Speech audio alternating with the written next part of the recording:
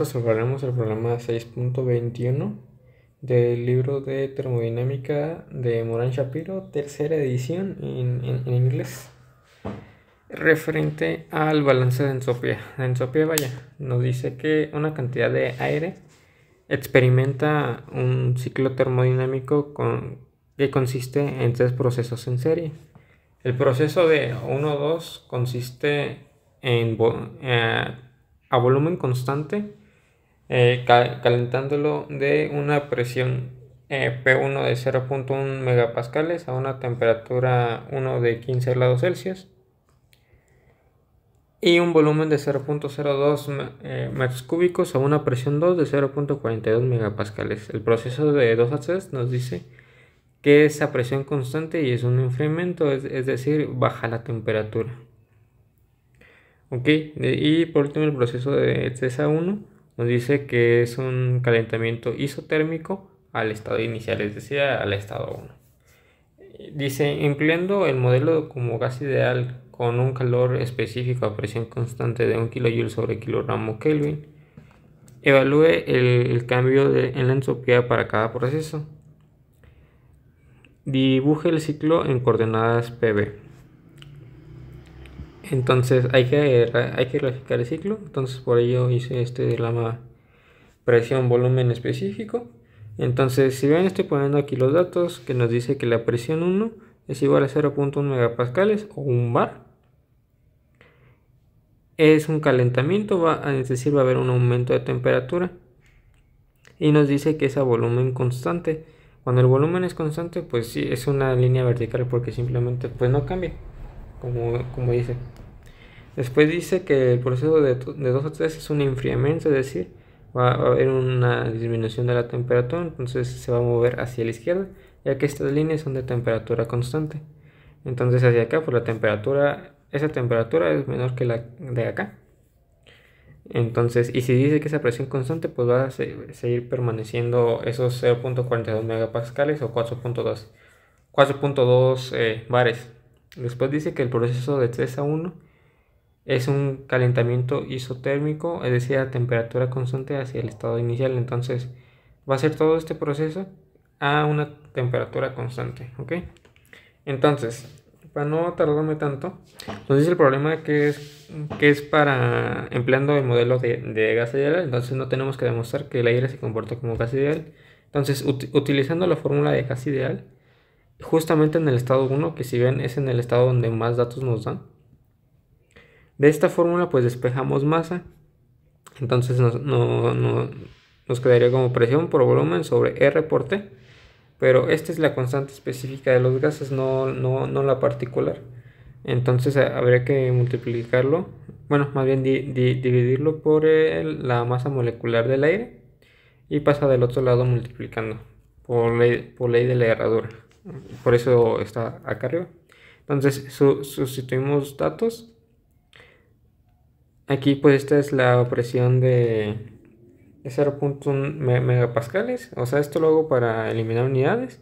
Este es el volumen que nos dan de 0.02, la masa molecular del aire 28.97 kilogramos sobre kilomol, la constante universal 8.314 por la temperatura 288 Kelvin, que en este caso son 15 más 273, y lo que nos resulta una masa de 0.02420 kilogramos.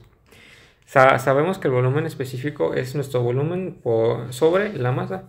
Entonces dividimos los 0.02 metros cúbicos sobre nuestra masa resultante y nos da un valor de 0.8265 metros cúbicos sobre kilogramo. Y sabemos que el volumen específico 1 y el volumen específico 2 son iguales, entonces pues ya no hay necesidad de calcularlo. Después, utilizando de nueva cuenta el modelo de gas ideal, ahora lo vamos a utilizar para despejar la temperatura 2. Entonces, despejando a temperatura 2, nos queda que es la presión 2 por el volumen específico 2, por la constante universal, esta es universal porque está testada, y debería ser sobre entre la masa molecular, pero pues ya dijimos que pasa hacia el otro lado por ley de la herradura, multiplicando. Entonces, sustituimos por los valores que ya tenemos, que es tanto de la presión, volumen específico, o más masa molecular y la constante universal de los gases. pues que nos da una temperatura de 1209.5689 Kelvin, que es igual a 936.5690 grados Celsius. Como podemos ver, la temperatura 2 es mayor que la temperatura 1, que fue lo que dijimos inicialmente, ¿ok? Entonces, ahora sí, para encontrar el cambio de la entropía, nos piden el cambio de la entropía, podemos utilizar esta fórmula, pero mucho ojo, porque esta fórmula tiene dos cosas. Aquí nos dice que el cambio de la entropía específica, estas son minúsculas aunque no parezcan, es igual a la integral de la temperatura 2 de la temperatura 1 a la temperatura 2 por Cp por el diferencial de T entre T menos R logaritmo natural de presión 2 sobre presión 1. ¿Okay? Esta se hace mediante una demostración que no voy a tratar en este video porque sería larguísimo. Entonces, esto únicamente hay que notar que estas son entropías específicas y no nos están pidiendo eso, nos están pidiendo cambio de entropía. Entonces hay que multiplicarlo por la masa para encontrar eso. Además, hay que asegurarnos que se comporte como gaseal. En este caso, pues ya no lo dice el problema. ¿Ok? Entonces, también como el problema nos dice que el calor específico a presión constante, que es justamente el que aparece aquí, es de 1 kJ sobre kilogramo Kelvin, entonces podemos asumir que es constante. Entonces, este valor lo podemos sacar de la integral y únicamente nos queda dt sobre t, que es igual al logaritmo natural de t2 sobre t1, y todo lo más queda igual. Entonces, ahora sustituimos todos los valores. Esta es la constante particular de los gases, entonces hay que dividirla entre su masa molecular como lo hemos estado trabajando y con sus respectivas unidades. El resultado de esta operación nos daría 1.0321 kJ sobre kilogramo Kelvin, pero ya les dije que esto es entropía específica y esto no nos están pidiendo. Lo que nos están pidiendo es el cambio de la entropía, entonces hay que multiplicar la masa para que se nos vayan los kilogramos.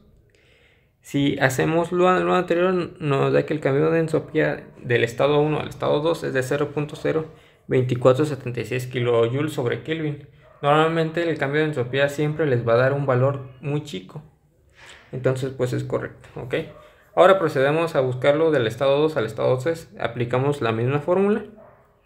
Pero si recuerdan, el problema dice que esa presión constante, es decir, que la presión 2 y la presión 3 son iguales. Entonces, si dividimos la presión 3 entre la presión 2, como son iguales, pues nos va a dar 1. Y recordando que el logaritmo natural de 1 es 0. Entonces todo este término se nos va. Entonces aplicamos todo esto, pero ahora para nuestros estados T2 y T3. 1 kJ, el logaritmo natural de T3, que son 288 kelvins.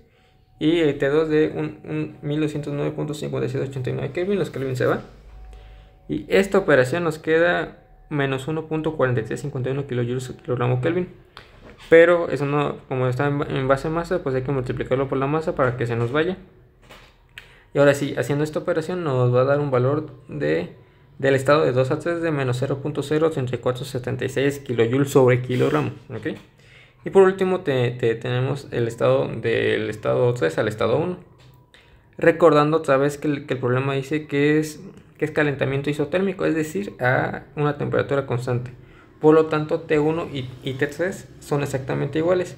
Entonces no tiene caso que hablemos de integrales que tienen los mismos límites, porque pues no vamos a encontrar nada. Es como si fuera la región debajo de la curva entre dos mismos puntos. Entonces pues no tiene sentido. Y si existe, que sería 0, entonces pues es 0. Y únicamente nos quedaría con este término de este lado. Sustituimos nuestros valores 8.314 y 28.97. Ya de una vez pongo las unidades y no hacer todo este balance. Y las presiones P1 y P3, que es de 1 bar y de 4.2 bar respectivamente. Y este nos da un valor de 0.4119 kJ sobre kilogramo Kelvin. Y de nueva manera hay que multiplicarlo por nuestra masa para que se nos vaya la masa. Y ahora sí tengamos el cambio de entropía. Después de hacer esta multiplicación nos va a quedar un valor demasiado chico. Por lo tanto, el cambio de entropía del estado 3 al estado 1 es de 9.9668 por 10 a la menos 3 kJ sobre Kelvin. Y esos serían nuestros resultados. Este y este.